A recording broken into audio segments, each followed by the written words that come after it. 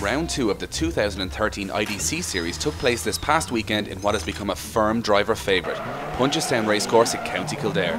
The first of 3 custom-built tracks to feature on our event calendar, Punchestown combines a blind entry, tricky transitions and big flicks out to the wall, pushing each and every one of our 91 drivers across all classes to their absolute limits. Punchestown has a reputation for carnage, and this weekend would certainly not lack in thrills and spills. Let's get straight into the action with the semi-professional.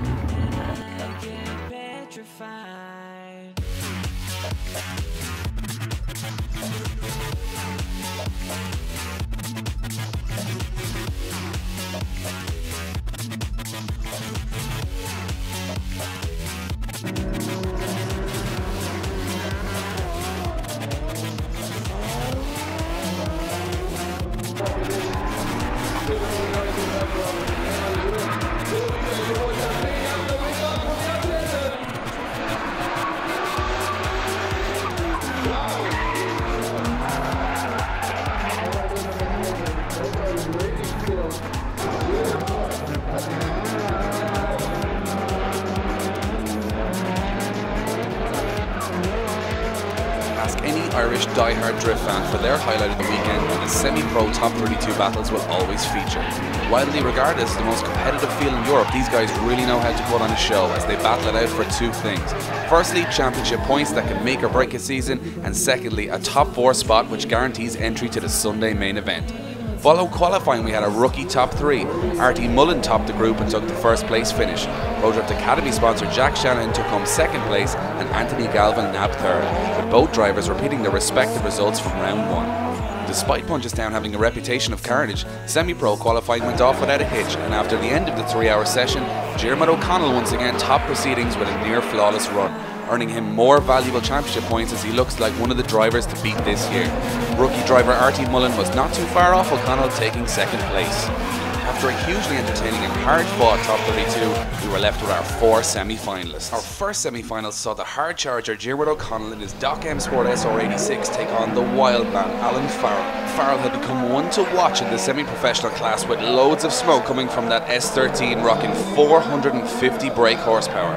He desperately tries to chase down Diarmuid. Diarmuid pulls a gap on Alan on his lead run with the Corolla glued to the walls right round the circuit. Diarmuid taking an advantage straight through to the 2nd run.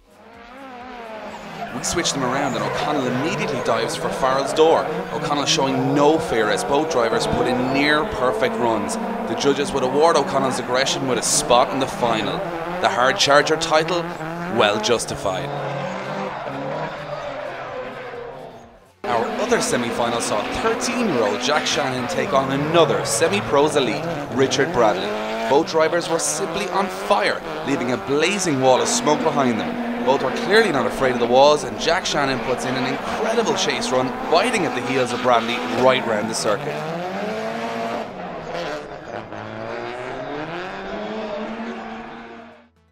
It was clearly all to play for in the second half of this battle. Shanahan and Bradley putting on a display of driving that would have the crowd on their feet. Shanahan, remember only 13, would put in a performance that would strike fear into the rest of the grid. Bradley, who was hugely impressive all weekend, just couldn't find an answer, and the prodigy would move in to face O'Connell in the semi-pro final.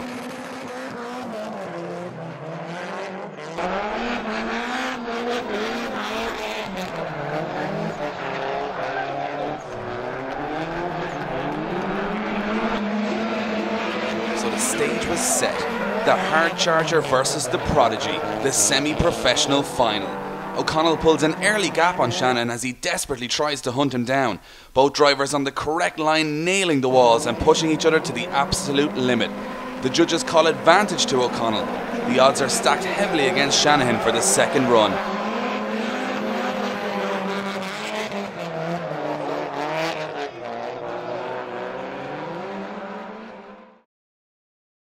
Huge entry from both drivers as Shanahan pulls an equal if not more impressive gap, and O'Connell makes a slight error on the first hairpin.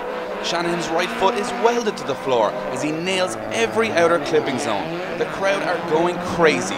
Could drift history be made? Could a 13-year-old rookie claim top spot on the podium? O'Connell puts in a solid chase run and holds nothing back. This one will go to the judges as everyone in attendance holds their breath.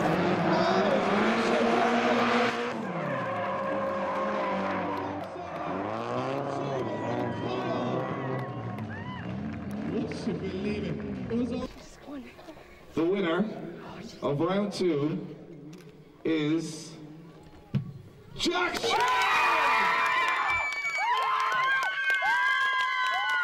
Will you put your hands together for the hard charger as always? In second position, German O'Connell!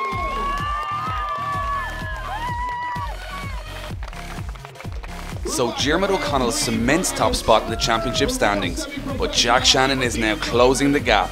It's anyone's game as we move into round 3 of the semi-professional championship. So with 4 drivers progressing from the semi-professional class, our attention turns to the pros. So let's take a quick look at the track the judges have laid out. James Dean with top qualifying with this run. The fast blind and off-camber entry transitions right to the wall and outer clip 2. Drivers must go wide on the hairpin to maintain momentum, transition smoothly and run the car through clip 3. This would catch a lot of drivers out all weekend. Then it's full throttle as drivers prepare for the dangerous outer arc. This is without a doubt the most dangerous part of the track.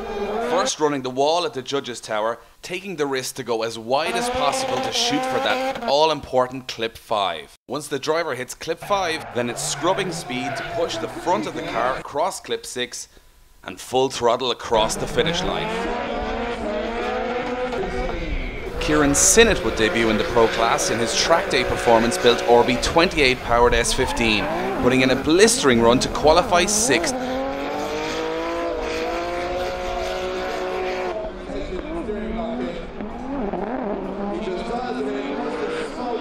Shane O'Sullivan in the Japspeed RB25 powered S15 would be hunting another podium, and he qualified 9th.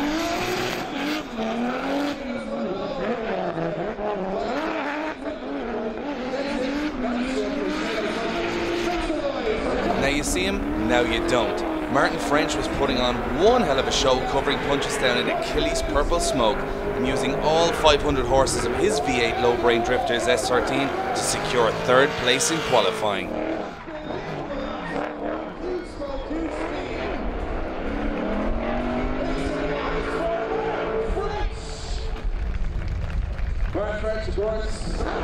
So James Dean would set the standard, with Nigel Colfer, Martin French and Dwayne McKeever hot on his heels.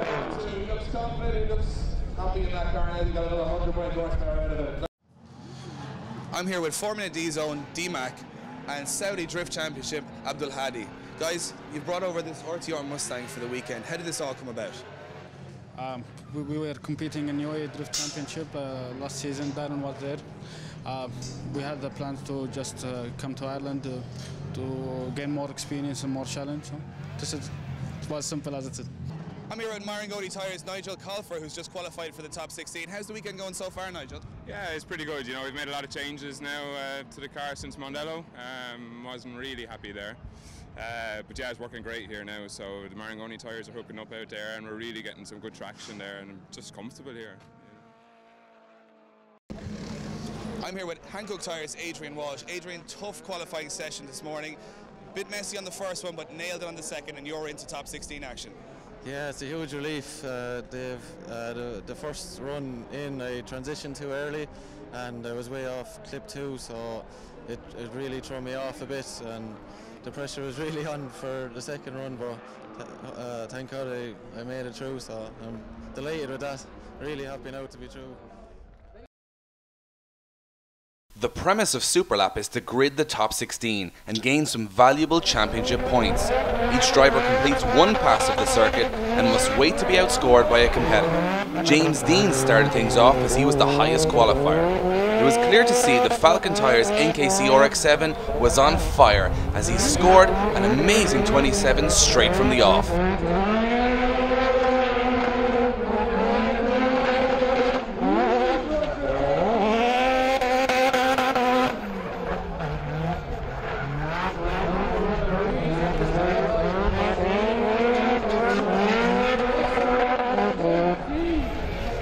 Dwayne McKeever's RB26 powered 180SX was on track next, and the 17-year-old Northern Star put in a solid run, but it was not enough to top James Dean.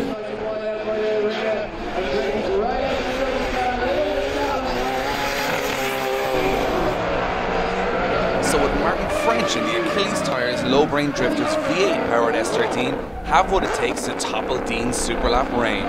Big angle, big smoke and big impact was enough to win over the crowd, but the judges spotted some missed clips and errors, and French would come up 3 points short and hand Dean the Superlap win. As at round 1, James Dean reigns supreme in Superlap. After topping qualifying, now winning Superlap, it was looking like Dean was on track to yet another podium. But anything can happen in twin battles, and round 2 was still very much wide open.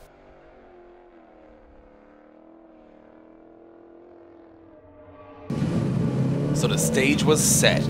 Join us after the break for more action from round 2 of the Irish Drift Championship.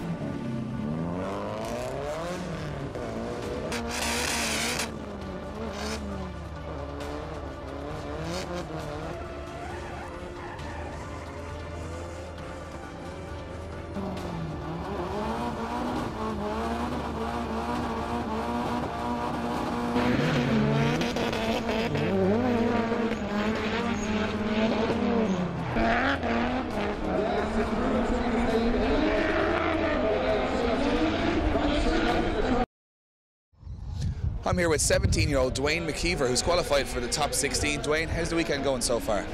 Weekend seems to be going brilliant here at the minute. Qualified 4th, car's going deadly. Just like a minor thing in the car here now. I'm here with brothers John and Paul McCarthy. Guys, you really epitomise exactly what grassroots drifting in Ireland is all about. Both brothers building 2 cars and here in the top 16 in pro.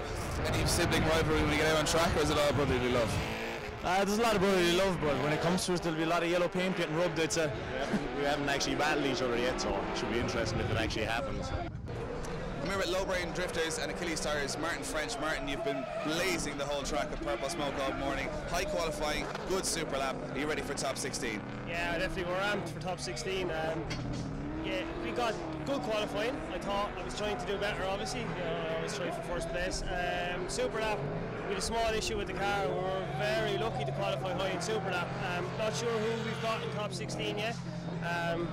Big up to Achilles for the purple smokes. They're probably the most amazing smoke tire I've ever used in my life. They just fill the whole entire place. It's ridiculous, you know. It's amazing.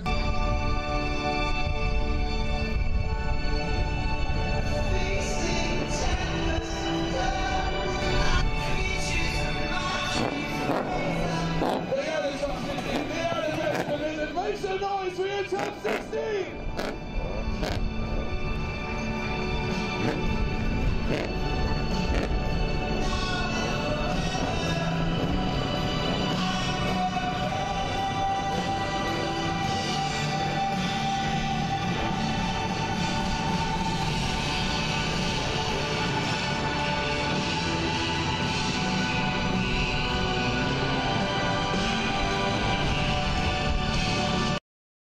Gentlemen, start your engines! So the time for talk was over. The top 16 battle grid had been decided. We have a motto here in IDC: to be the best, you've got to beat the best. And it was going to be a hard-fought battle to the top of the podium. The marshals, judges and crowd were ready. Let's kick off the top 16. First out was P1 qualifier and Superlap victor, the Falcon Tyre National Kart Centre sponsor James Dean, and the distinctive V8 BMW driven by Barry Motorsports' John Paul McCarthy. Dean proved why he's one of the most feared drivers in the world, as McCarthy could not shake the young Court native's insane chase run. James Dean progressing easily into the top 8. An old northern affair went on next as Dwayne McKeever lined up beside semi-pro top 4 finisher Richard Bradley. Despite a 5-minute rule being called after the first run, McKeever made light work of this battle and advanced on to the top 8. Marangoni Tyres and Aerokit sponsored Nigel Colfer and pro rookie Kieran Sinnott took to the track next. Colfer advanced easily to the Great 8 owing to a very strong lead run. And of course a spin from Sinnott as he clipped the wall just after entry in his lead run wasn't to help. Semi-pro victor and Pro Drift Academy sponsor Jack Shanahan and Michael Swan went next. Run 1 of the battle was a pretty even affair, however Shanahan's chase run was nothing short of world class as he stuck to the door of Swan the entire length of the track. The 13-year-old Shanahan advanced to his first ever Pro Grade 8. Mistakes by both drivers in the first battle between pro rookie Hancock's Adrian Walsh and semi-pro driver Alan Farrell resulted in a one more time decision as the judges could not find a winner. Farrell pulled off the track in his first roll of one more time, unfortunately, having to retire from the event due to mechanical failure, allowing Walsh to move on to the Grade 8. A round 1 rematch was on the cards as Team Japspeed's Shane O'Sullivan and Mike Dean paired up. O'Sullivan put on an impressive display in both runs, easily advancing to the Grade 8.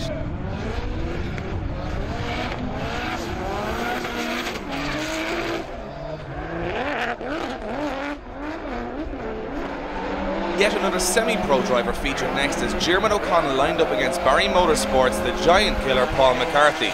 O'Connell lost third gear in his chase run, resulting in several mistakes, and McCarthy moved on with relative ease to the top 8. Low-brain drifters and Achilles Tires teammates Martin French and Alan Sinnott were our final top 16 pairing. And with Sinnott behind the wheel of his brand new 1JZ S14, this had the ingredients to be one of the battles of the day. Despite impressive qualifying runs, both drivers seemed to struggle in this battle, however, Sinnott just about shading the affair and moved on to our Grade 8. Next up, a battle of the showstoppers. Our first Grade 8 pairing saw James Dean take on Dwayne McKeever in a repeat of what was the battle of the weekend last year in the same venue. McKeever put up a serious challenge to Dean this time around, however Dean's sheer aggression and proximity in his chase run saw him advance to the top 4. Next, Nigel Colfer and Jack Shanahan took to the track next.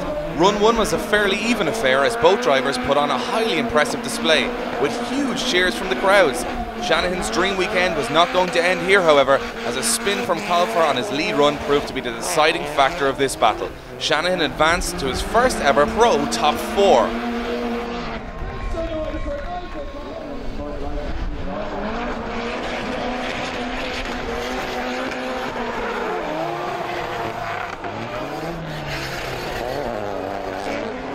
Shane O'Sullivan and Adrian Walsh were our third Grade 8 pairing, and O'Sullivan put in another blistering performance with a particularly strong lead run, as Walsh had no answer to the Galway native's power. O'Sullivan would progress to the top 4.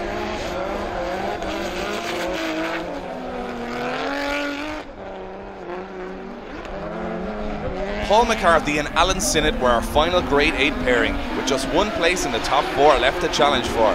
McCarthy was deemed to have dropped 2 wheels off course coming across the finish line, and it proved to be one of the most decisive factors in this pairing as Sinnott advanced to his first top 4 of 2013.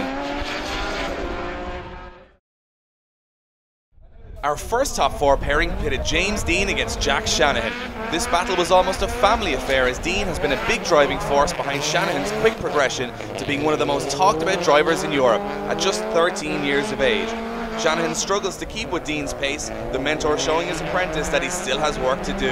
Shanahan still puts in a solid chase run, kissing the outer clips and the barriers, a slight advantage given to Dean, but all to play for in the second half of this top 4 battle.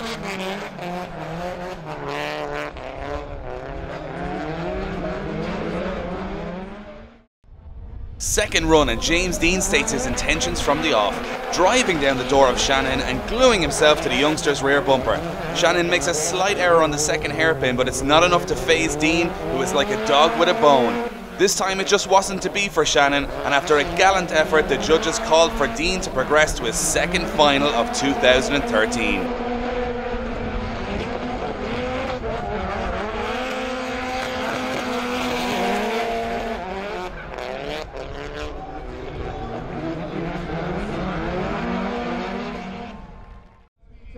Our other semi-final saw Japspeed, Monster Energy, Maxxis Tyres and Drive and Style sponsor Shane O'Sullivan go up against Low Brain Drifters and Achilles Tyres Alan Sinnott. This first run would be highly contested, with both drivers putting in an incredible display for the fans. This one would look like a second run was needed to decide it.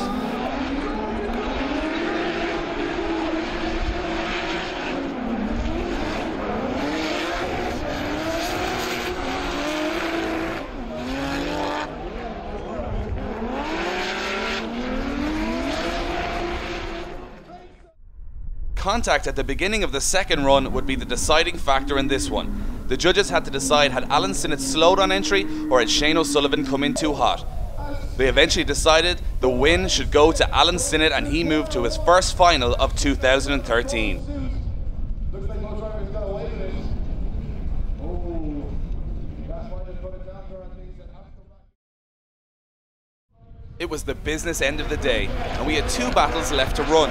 Shane O'Sullivan was thought by many to have been unlucky to have missed out on a spot in the final, owing to his hugely impressive driving all weekend, and he had the difficult task of facing an on-fire Jack Shanahan, the young man who seems to have absolutely no fear of what he faces. This was the battle for 3rd place. O'Sullivan was not going to end his weekend without a trophy, however, and he took home 3rd spot, and with that, more championship points in the bag for his title challenge this year.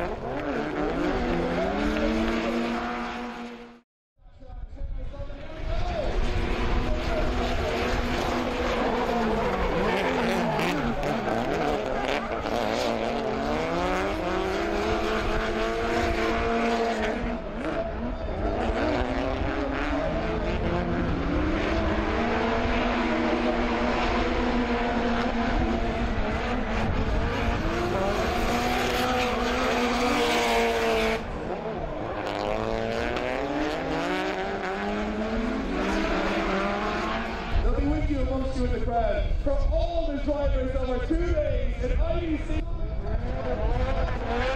Our 2nd Pro Class final of 2013 featured 2 former Pro Drift champions, as James Dean and his Falcon Tyre NKC Centre sponsored RX7 lined up against the low-brain drifter's Achilles Tyres Alan Sinnott in his newly built 2JZ S14. The first run saw Sinnott leave the qualifying line to get up close and personal to James through the first section. Sinnott would throw everything he had at the young Corkman and showed the potential of his new 650 brake horsepower monster.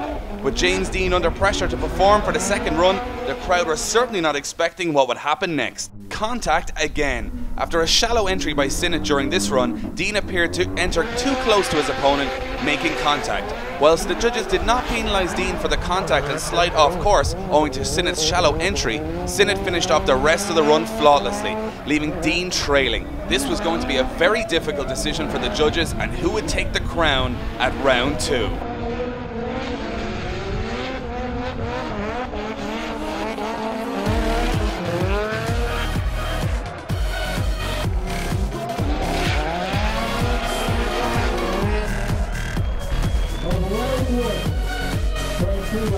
The Punchestown of the RD2 Championship.